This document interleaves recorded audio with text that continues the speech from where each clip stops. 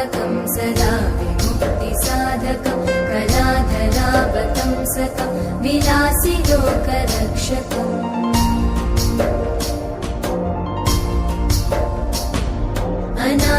अनायकैकनायकं विनाशिते भदैत्यकं नताशुभाशुनाशकं नमामि तं विनायकम्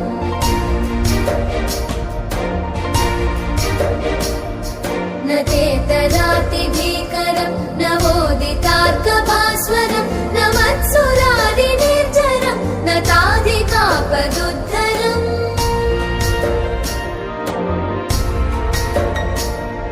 सुरेश्वरं निधीश्वरं गजेश्वरं गणेश्वरं महेश्वरं तमाश्रये परात्परं निरन्तरम्